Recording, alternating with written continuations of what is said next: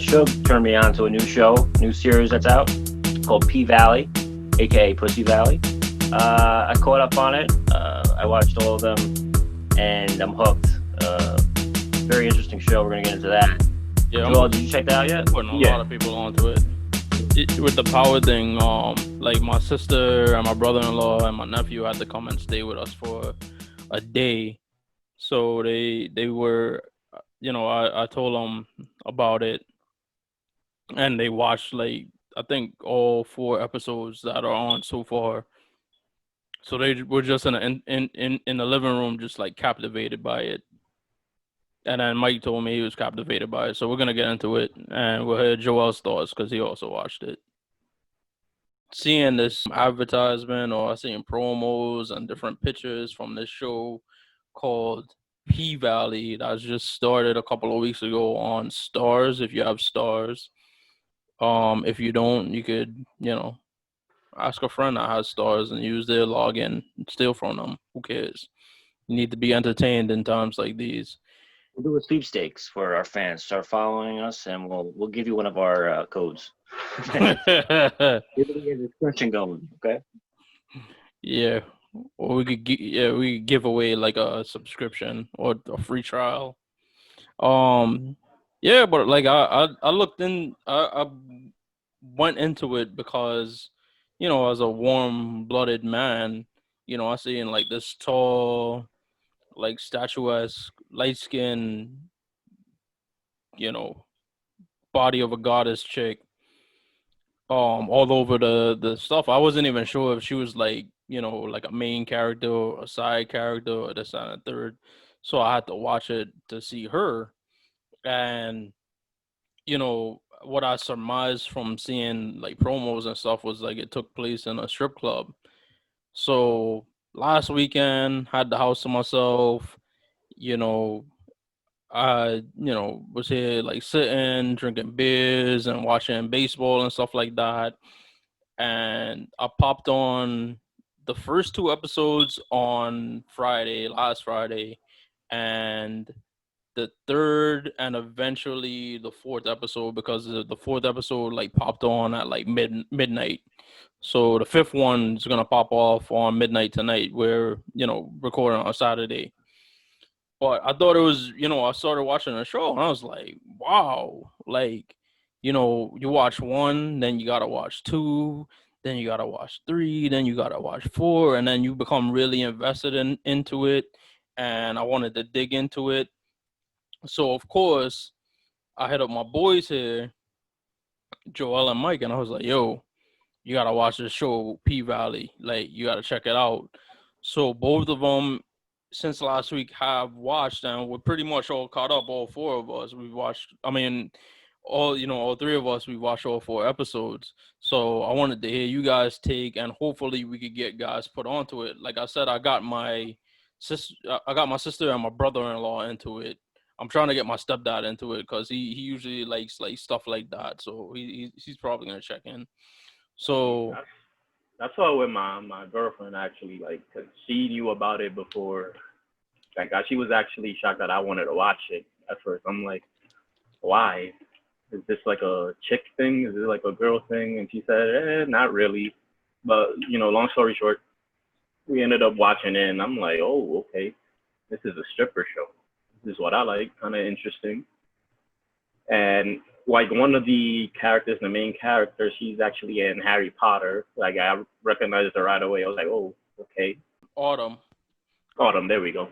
I just like the whole direction of the show. I think it was, it was a woman director too attached to it, which is pretty cool. The black woman director.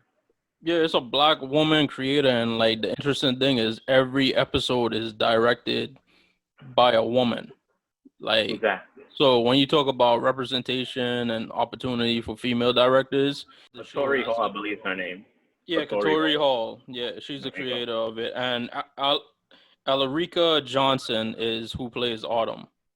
Yeah, I'm watching the show and I just like the whole direction. It gives a more in-depth um, kind of view on the strip club. Like me and Chug, we from the Bronx, we frequent, strip clubs out here. A couple of them. We dabble. Yeah, we've been to a few. But But how I explain it to you guys or characterize it to you guys, I was like, it's like Players Club without the comedy. Or if the comedy is in there, it's like comic relief. It's not right. it's not like it's a full on like drama. But the other thing, the difference between that and Players Club is like it doesn't focus solely on Autumn. It focus, Mercedes is also like the veteran strip club, the veteran stripper at the club, and you got Yeah, like the OG. and then you got like the naive Miss Mississippi, aka Miss M.I. Crooked Letter, I Crooked Letter, Crooked Letter. I don't know, I can't say it. It's too many letters. And my crooked letter, humpback, crooked letter, ah. There you go. I think I spelled it wrong, but I said it like I spelled Mississippi wrong. But yeah, go ahead, sir. Yeah, and then you got Uncle Clifford, who is a very flamboyant the flamboyant gay owner. Like he wears like lace fronts, and he has like a room that's like lit. His own room is like sky blue lit, and it has like a cloud bed type of thing. Like it's one of them things like you have to watch it to know what I'm talking about. But he steals every scene. Like I'm not gonna front you. I mean, I don't know if I'm gonna come off like because I don't know how sensitive people are when they listen to this. But you Yeah, see a speak your character. mind. Yeah, you see a character like that. Like it's off-putting to me, or it's just not something that like attracts me. And I see, if I would have popped on and saw Uncle Clifford, like I'd have probably been like, all right, this show's not for me. Like, blah, move to the next thing. But like, as I watch all 4 episodes, like Uncle Clifford is probably like the scene stealer of the whole show because every time like he's on, like you gotta watch. And I thought like the interesting thing is like, they could have went like the a stereotypic route and like call him like Auntie or something, but he's Uncle Clifford. Yeah, he's empowered. I was saying it's like he's like a masculine woman. Like I'll make it into how I see episode 1, but everything you guys were saying is how I feel too. It's like an ensemble cast, Yeah. and it's like a workplace. It's a workplace. It's a community, and it's these characters that run around and they have this whole experience. But with Uncle Clifford, yeah, at first you're like, oh wow, this is something different. But no, I think like it's played by Nico Anand. Every scene I see him in, and I'm like, this is wonderful. It's not one dimensional.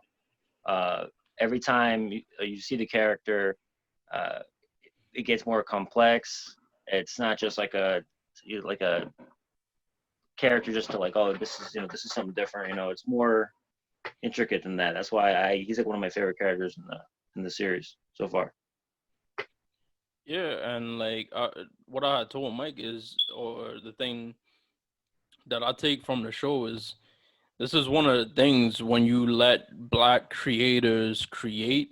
This is the type of thing you get because, no offense to anyone, but this is something I think only like a Black person could have like thought of and like executed. And Starz like historically has been, I mean, well, not historically, but as recently as they've started doing like original content, they've been giving a lot of Black creators like power, which is something me and Joel watched. They had a bunch of other shows that were like, you know, mainly Black cast and Black crew on the channel that have done well. So, it's nice to see, Black representation, not just on screen, but off screen in the creative, in the creation of it, in the writer's room, in the direction and all of that.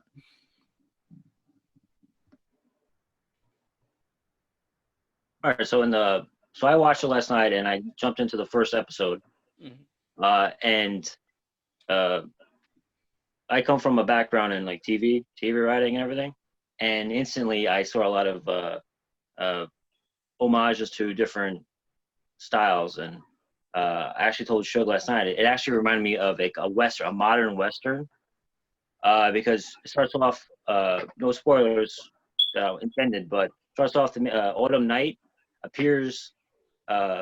She's basically like coming from like the wild, like she's like kind of like a refugee, and she's on a bus, and they stop off in a gas station. Like a And drifter. yeah, but someone without a home anymore, all going off into like the unknown, and that's a trope in a lot of westerns where she's getting off a bus, and you can also say that's like a stagecoach. She sees the lights in the distance, and instead of going to where she assumes is going to be, the same place that she was before, she goes off and try to make her own, in a way. And then she shows up in this place, like interesting characters, and in my mind, it reminds me of like a saloon brothel of like the West. And then Uncle Clifford. Uncle Clifford is like the madame. If even in the 30s, the speakeasies, like the queen bee. So then you could tell like Uncle Clifford is like the one who runs the show. All these interesting characters, a lot of like tough looking dudes, tough looking women. You see one authority figure, like the traditional authority figure, as a cop, and he gets paid off, and you don't see anyone who would be the typical, authority, the overseer, like looking, they're gone. So basically, they're in their own world now, but they have their own rules and a code that they all abide by. And it's very intricate, but everyone knows like what's expected, and it takes place in Pussy Valley, the club. And they have like their own shows, and like they have their own routines, and that's where they go out there and they throw down. It just reminds me of the Western. Did you get that vibe from it, Suge?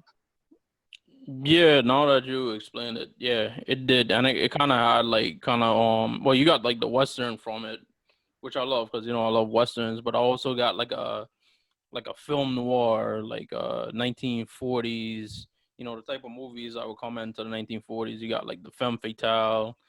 I think Mercedes even calls Autumn that in one episode, like, all right, Miss light skinned femme fatale bitch or something like that. She says about her. Yeah, that comes up, and then like it goes from the Western, and then jumps into this whole film noir thing, and you have like a private eye sort of with the guy with the camera. He gets introduced eventually, and that made me think of like a 30s the film noir type movie. Why is he there? And then they get involved with the femme fatale, Autumn. Camera. You'd watch these old movies, and it was always about a guy like spying on someone. That's why I appreciate it as like someone who appreciates film and classic TV and film. That's why I appreciate this show as well. Yeah, and then they had the interesting thing with Uncle Clifford was they had this rapper comes in, like he's a up and coming rapper, basically just local, probably just selling his mixtape out on the street, SoundCloud rapper. No disrespect if you're listening to us on SoundCloud, but SoundCloud rapper. And he's trying to get his stuff like played in a club. So he links up with like the DJ, and the DJ is like a freaking like 15-year-old kid. Yeah. People like the one guy. One of my favorite shots was he says something about the guy with the FUBU, and they show the guy in the FUBU, and he's just like all mad because like he's holding out on wearing the FUBU jersey. Yeah. Like a comedian. Every strip club would always have like a comedian. That's where stand up came from, the strip joints. Yeah, and so he ends up like you come to find out like he's on the down low, which Joel, we talk about like hip hop, like it's a lot of like rappers that are on the down low. Yeah, so they do that like little they do that little storyline where he sleeps, he gets into like a secret down low relationship with Uncle Clifford, and Uncle Clifford starts playing his stuff in the club, and his stuff like in the last episode they had like a really nice dance routine, or one of the strippers does her routine to his music, but like artistically, like with the colors, like they use the color blue and just like the blue on a black skin, it just looks like artistically, music wise, scene wise, visually, it was like a really captivating scene, and that was at the end of episode 4. Yeah, so when he's first introduced, a little murder, that's his name. Oh, yeah. The entanglement he has with Uncle Clifford. I'm gonna bring it back for the first episode. I'm saying with the tropes, like with the noir and like Western tropes. Um, he came in there like top dog, like he came in there just trying to walk in, and then we have Diamond, who's like the bouncer. He represents. You find out that he's actually a vet, and he represents a lot of characters were always like ex-soldiers and everything, and he's kind of the guy he is the guy who tries to protect everyone in the club. And Yeah. the rapper reminded me of kind of like like an outlaw, famous like gunslinger coming in here, and that just made me think of all the things I love about westerns and stuff. And that's where if you're not into this culture, like if you don't know anything about it, that's something that draws you in too. But yeah, it's Mississippi. There's a whole cultural history with this. So it's like even if you don't know anything about that and you just like kind of you can transition into this and understand what's going on just with the following those type of tropes. And then there's so many like mysteries. Like you got Mercedes and her mom, who her mom's like the deacon at the church, and she's trying to like start her own. Well, she wanted to have like a sermon at the church that she's at, but the pastor refuses to give it to her. I assume because her daughter's a stripper. But what her mother does is like she takes the money that Mercedes makes as a stripper and uses it as contributions in the church, and takes it away from Mercedes. So Mercedes doesn't really have like any money for herself, or to do the things like she aspires to do, which is she wants to start a dance studio or a dance academy for young girls. So, and that's another thing like I like about the show, because people talk about like respect towards like sex workers, strippers, porn stars, escorts, whatever. But this show like shows like like these people have lives too, and they're regular like people. Like yeah, this is what they do for a means, but they shouldn't be like disrespected for it. They're hustlers and they're just using what they got. Mm-hmm. That's what that is. Right. It's just a lot of people they put themselves in like a relationship with them in their heads, and then they like, oh no, I don't want to date this. You gotta change this about yourself. That's the problem, that people have when it comes to strippers. Like automatically, like you're in a relationship with a stripper. Understandably, she looks good, but like understand she's not gonna change her lifestyle for you. Right. But sorry, I love that relationship though between the Mercedes and her mom. So basically, like Mercedes is in between. Like you find out that her mom, she's doing like her own. She's like preaching, or she's doing something in a church, and she's saying I lived that lifestyle. I lived the simple lifestyle, but now she's like in the church now. Like repent. Like, you need to repent. Then it cuts to Mercedes. You find out that Mercedes is kind of like the in between like the mother and then the daughter, and she's living this lifestyle and she's working like as a sex worker, like, and it's being sexual in an unsexual environment. Now she has her daughter and her friends at the troupe, the dance youth group that she's working with, and she's kind of translating the whole the art form of the erotic dancing into something more positive. And it's kind of like generational, where like you start off somewhere and then you build on it, and then hopefully you do what you got to do, and then eventually it's gonna be more a different type of, it would be more positive, quote unquote. And then when you talk about like the Western thing too, like in a lot of Westerns, like the plot would be like, the farmer, the small time farmer, and then there's a big like land baron that wants to like take their land from them. So you come to find out like there's like the mayor and some casino owners want to take the land on which P Valley is on top of, basically demolish it and build their casino over it, because apparently like P Valley is like the close to the water, and I guess like down there in Mississippi, like the only Delta. way the only way you could build a casino is if it's on top of the water. I guess that's the whatever limitations Mississippi and the Delta, Louisiana, Alabama, those places have on where you could have um casinos. Because I know when I was down in Louisiana, I went to a casino down there, and it was pretty much like on like the coast between Texas and Louisiana. But it's a lot of different mysteries in the show, because you talk about Diamond, the bouncer, and it kind of looks like him and Miss Mississippi. They kind of have like a little on what do you call that, unsung thing or whatever, like a little romantic tension. Relationship? Like a prior relationship? No, Oh, or like they're building towards it, because yeah.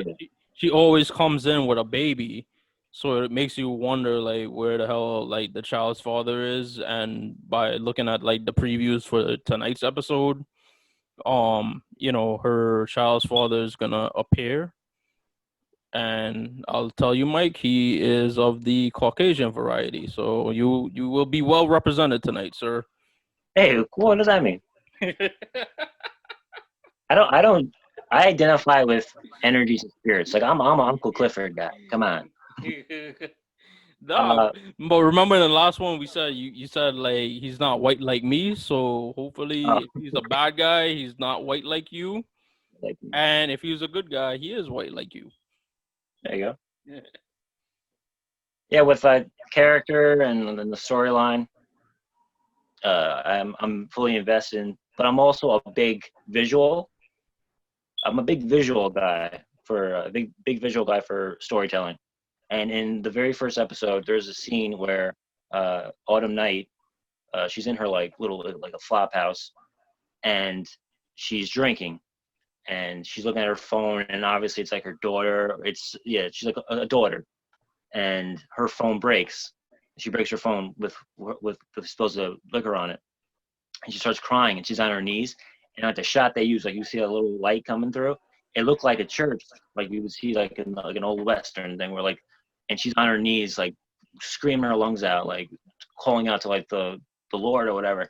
And then like her scream is a graphic match into Mercedes' mom at church, like shouting her lungs out, praying in a way. And that was one of the first things in the show that I saw. And I was like, all right. I buckled down. I was like, all right, I'm into this. I love shows a series that are like multi-layered, because it's not just a story, not just characters, not like just like dialogue. It's like three-dimensional. That's why I think if people look at this show and they're like, oh, it's a strip club, it's whatever. No, it's like it's deeper than that. Yeah, this is like it keeps you hooked, because like I want to know what's up. It has a 5. It has a 5 rating right now, a 5 out of 10. But you see, that's a thing too. And I like when we talk about like It's Always Sunny in Philadelphia, it's like you got to think of like, it has these like low ratings like critically, but it's like who are the critics? Is it somebody that would understand, the comedy of a Sunny? Is it somebody that would understand like the dramatic weight of a show like a P Valley? Maybe not. And then you got to worry about them pulling the plug on the show. That doesn't pull in the numbers. But again, Starz is catering to, like you were saying, like power and everything. And obviously, there's a audience, built-in audience who already are established watching whatever shows they pop out. And now you have the word of mouth. That's going to spread. It's very easy now to get into a show, especially now with streaming. Like me, I would never just like flip through the channels and like see Starz, but someone told me about it, popped it in, watched all 4. There you go. Joel? I just like it kind of gives a behind the scenes. How strip clubs are running. That's what I like, most about the show. Yeah, you would assume they just go in and dance. It's a whole art to stripping. Like at the routines they were doing on the poles, like going, doing like sliding down from top of the pole all the way down and doing it like pausing in between the same way is like a whole art. And you could tell that let's just say it's a rookie stripper and Mercedes, for example, the OG stripper, you could actually see that they're actually teaching. It's just not a whole bunch of cattiness involved or a bunch of arguing involved. It's actually like a team effort in a way. Right. So these strippers aren't just stripping. They just obviously they have some type of camaraderie with each other, as well as the club owner. It's all a business at the end of the day. It's deeper than them just showing their asses, showing their titties. And that's what everybody assumes of strip clubs. So that's what I like most about the show, that it really takes you like in-depth analysis. Like if I was to ever run a strip club, now I know at least how to go about it a little bit from this show. Right. You got the back room. You got that back room. Yeah, the Trinity. I believe it's the Holy Trinity or the Trinity. That dance routine. Holy moly, and that whole like magnificent shot. It's but showgirls too. Like the thing in Vegas, that was like a performance too, not just a person. I've been to a few establishments. My first one I went to was in the Bronx. But yeah, so it's like this whole fantastic routine. It's like a give and take too. Like it's like a weird. It's like Cirque du Soleil but naked. Yeah, but like. Well, not like that. I'm exaggerating, but like the whole idea of them just freestyling on a boat, kind of cool.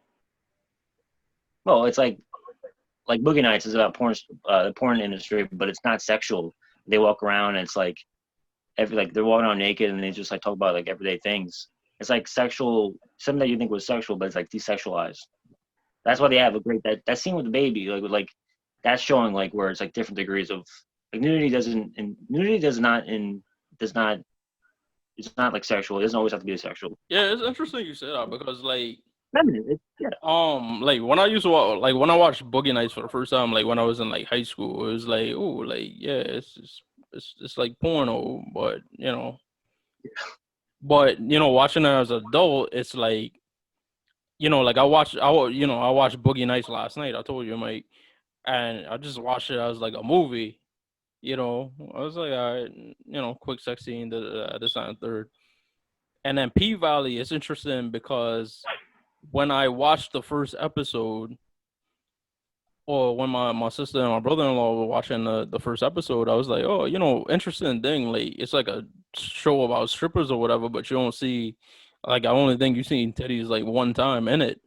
But then I kept on coming out and checking in on them, like which episode they were on, and it was like, yo, it's like a lot of titties on there. Like you lied, and it's like watching it, I'm like, yeah, probably because I'm so invested in the show, like I forget like they're like nude, Yeah, there's a story. Makes sense. Yeah, it does make sense. Like in real life, I have a story, real quick. It was in it was in Montreal strip club, right? And I went there young. Sounds awesome. What? I said, sounds awesome.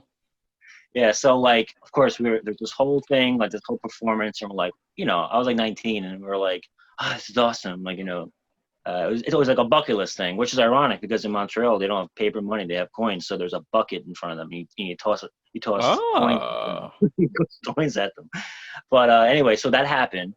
I broke off with my buddies, and I was coming back from like the bathroom, and the same women that were like, oh, these sirens, they're like these like beautiful objects. I see them afterwards walking like dudes, like with the high heels on, completely naked, 6'2", everything, walking around like they're like going to the freaking gas station, going, well, that was a wasted time of the money. Like it was like I was like, oh, the curtain was pulled, and it was just like they were walking around like scratching themselves, like walking around, So that always stuck with me, because it's like it is an industry, and yeah, I mean, I'm actually not into like erotic establishments. I'm not into strip clubs really, but my experiences in the few of them that I've been to, really, I got that vibe like instantly. Where it's like with P Valley, where it's in the arena and they are backstage just doing whatever, having conversations, and they walk out there, and then they become these characters or like these beauties and everything. So, Yeah, Joel. I guess Since Mike said like a story about a strip club, you want to tell them ours and why we wouldn't go back to Sin City. Sure, I don't have a problem with that. Like it was like we came. What was it after? Because obviously I'm gonna just like skim through it. Like, but we was at a Yankee game. After the Yankee game, we walk in. About to go to the train, and we get approached by these. I guess they were promoting There were strip clubs. strippers.